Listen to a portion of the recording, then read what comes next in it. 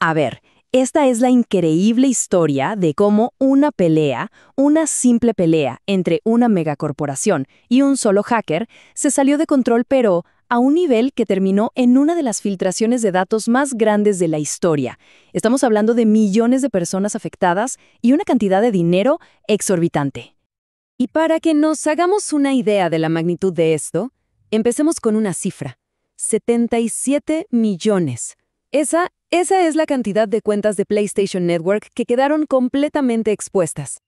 Pero claro, no estamos hablando solo de un número en una pantalla. No. Detrás de cada una de esas cuentas había una persona real. 77 millones de personas que, de un día para otro, se encontraron con la posibilidad muy real de que les robaran su identidad.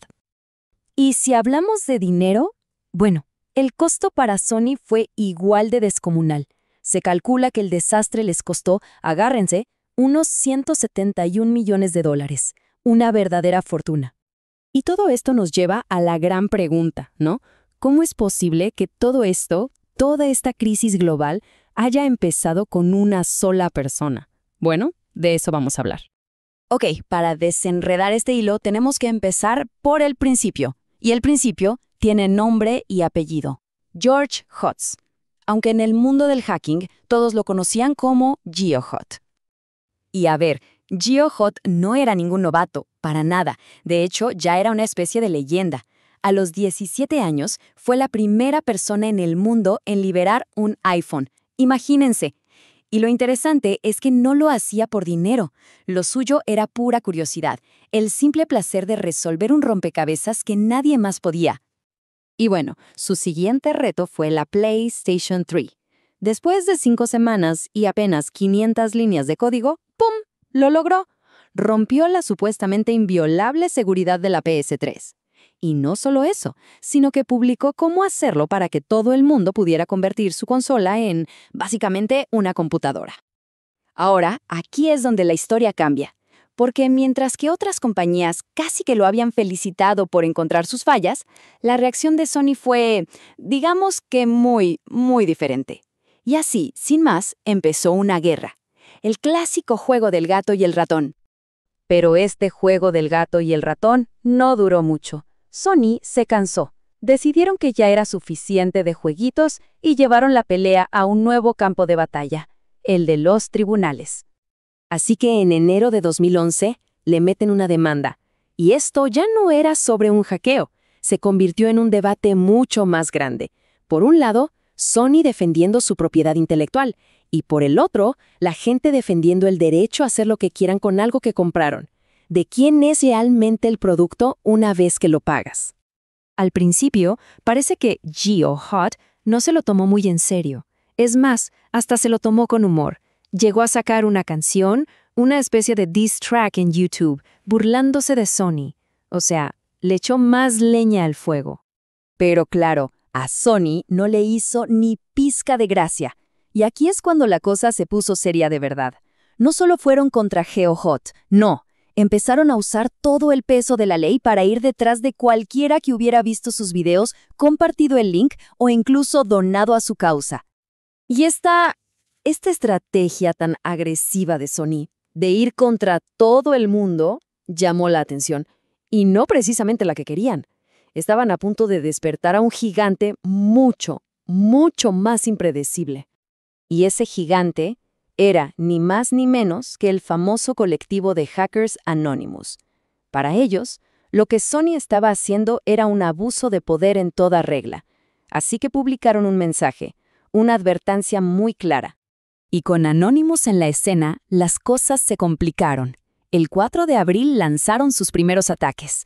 Poco después, GeoHot, quizás viendo en lo que se estaba metiendo, decide llegar a un acuerdo con Sony y sale de la historia.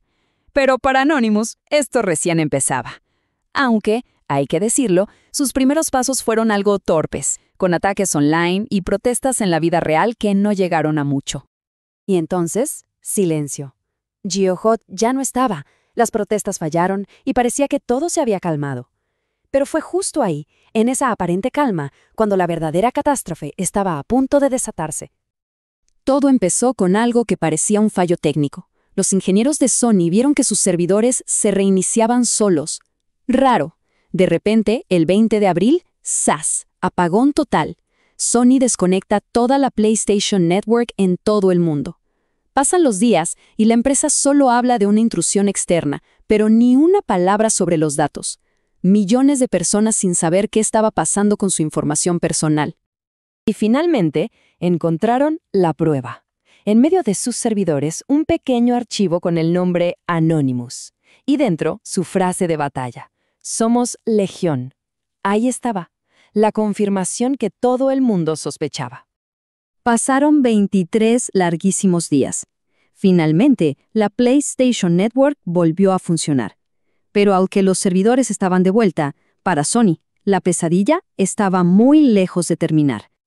Porque ahora, la que estaba en el banquillo de los acusados era la propia Sony. Se enfrentaron a demandas colectivas de clientes furiosos, y no solo eso.